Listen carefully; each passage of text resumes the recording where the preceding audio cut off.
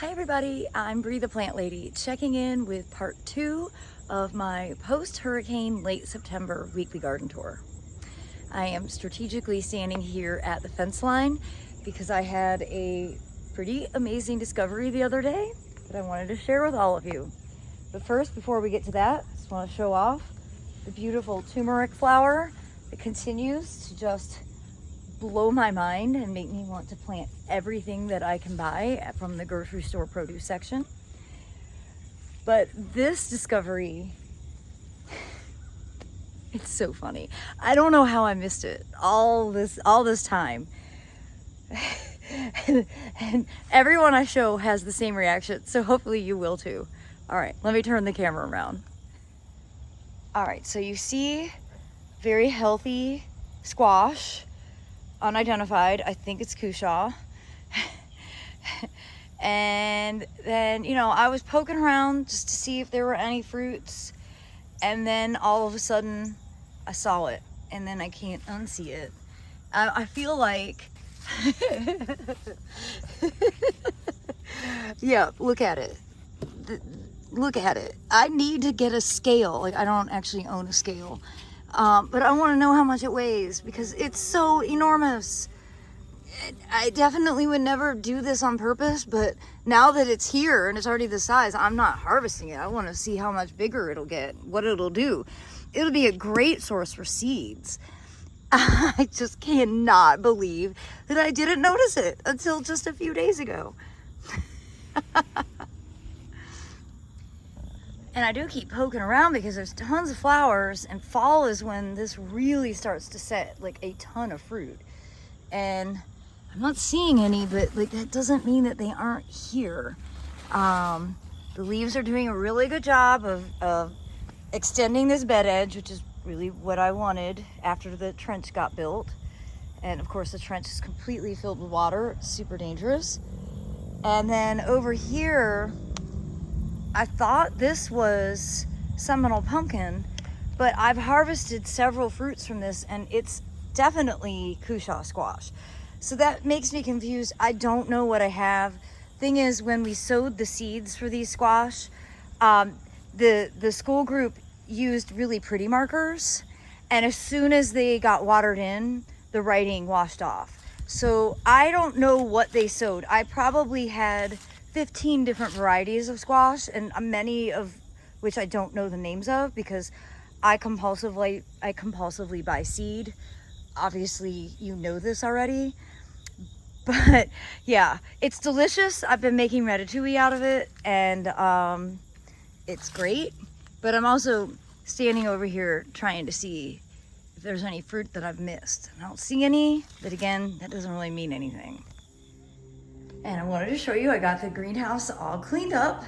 We had some major water flow through here, but that's why we have this great drain. And the main thing I wanted to show you is I got a bunch of really beautiful stained glass. We're gonna start hanging in here, and I pulled out my glass collection that I think I've been collecting for at least 2 decades, and I made a rainbow glass wall, which I'm so irrationally excited about. So, my heart really goes out very sincerely to people dealing with catastrophic flooding. I had 2 catastrophic floods at a home that I owned in 2010 and again in 2011 after I rebuilt the house. And then the house was completely redestroyed. So I understand the process better than many people do. And the reason I get so excited and sort of like emotionally attached to glass is because glass was the only thing that wasn't destroyed from my house floods. Everything else, books, photos, furniture, everything else was destroyed and was thrown away. My glass collection was preserved. And so it means so much to me because it's like really some of the only old possessions that I have because I lost everything I owned in 2010. And so, well, yeah, in, the aftermath of this terrible hurricane that has completely devastated my beloved North Carolina mountain community, I don't know how to be useful. I don't know how to tell you to be useful, but as soon as I find out, I'll share some information, because it takes a lot to rebuild even just a single home, let alone an entire community. And it's really quite sad. And speaking of flooding, we certainly have a lot of standing water still in the backyards, and you can see this is my neighbor's property where it really kind of gets clogged up. And the water is slowly flowing. I can see it moving across here.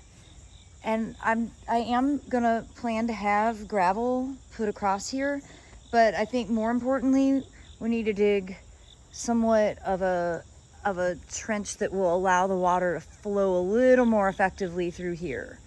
So I've got some grading work to deal with here, and at this stage I have no idea when concrete will get poured, because it's going to take a long time for the ground plane to dry out enough, because we have a very high water table here.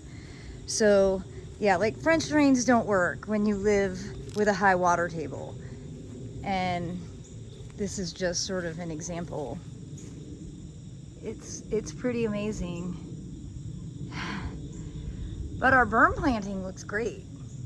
I'm really quite pleased with that. And well, I posted a video of the woodland, which is nothing compared to what's going on in the mountains, and I'm not complaining at all. I'm just showing you the reality of frankly, the mistakes that I've been making, thinking that I was gonna somehow control nature, when that's absurd. But I am gonna continue my gravel project up through this section, but I'm not going to gravel deeper into the woods anymore, because this is not meant to be a walkway. This is a extreme weather spring or stream. It's calmed down a lot since yesterday, but it is still flowing. And yeah, you know, I mentioned this, but most of the gravel washed away, and it's stupid to keep making the same mistakes over and over again. I'm just trying to not get my feet completely saturated. But it's not going to be a walkway because it's too dangerous. There's too much stuff to trip on. And that was why I was graveling it, was just to make it safe so I could bring garden tours back here. But I feel an incredible level of relief, kind of saying, nope, okay, nature showed me. I don't need to develop this. This doesn't need to be developed. I don't need to add more plants. What's in here is fine. I can still go ahead and remove invasive things like privets, but I don't need to keep trying to put my will on this space. This is a woodland swamp, and its job is to drain the neighborhood. And I don't need to interrupt that process. You know, what's funny is that we've had a few years, really I think it's been since 2018, since we've had like a pretty serious hurricane. And in that time, I've been like, oh, it's no big deal. This is something I can take on, da da da. It just takes one storm to remind you that you are not in charge. And well, just continuing to repeat that to myself, so that hopefully if we go another 5 years without a hurricane, I won't get arrogant and think that I'm somehow a better engineer than Mother Nature. And as I get through the muck back here, the front half of this bed everything's lush. It's the opposite of June. It's really amazing how you get these extremes, and you know, it's how it is. But my cool season plantings are getting pretty well established, considering they're honestly planted right now in standing water. You can see, like out here, that's all water. Like, it's not draining because there's nowhere to drain. The ground is saturated. I've got this horrible weed that loves wetness, and I see why it's growing here, but I don't it's not a desirable plant because it's quite invasive. But the broccolis are doing fine, and you can see the pumpkin growing through here is continuing to grow, and well, you know, I'm just really grateful that we didn't lose any major trees, and well, hopefully I can find a way to be useful to help all the people in the mountains. And the back beds looking pretty great. We had some coleus push over, but I think the biggest change here is not having that sick oak, and the view looks so much better. It's one of those things like, yeah, I should have done that 2 years ago. Now I can put the bottle wall back in, and everything at the fire pit is doing well. You can see that bulbini is blooming again. And look at these bees. I guess they're mating. Oh, good Lord. Never know what you're gonna come across in the garden.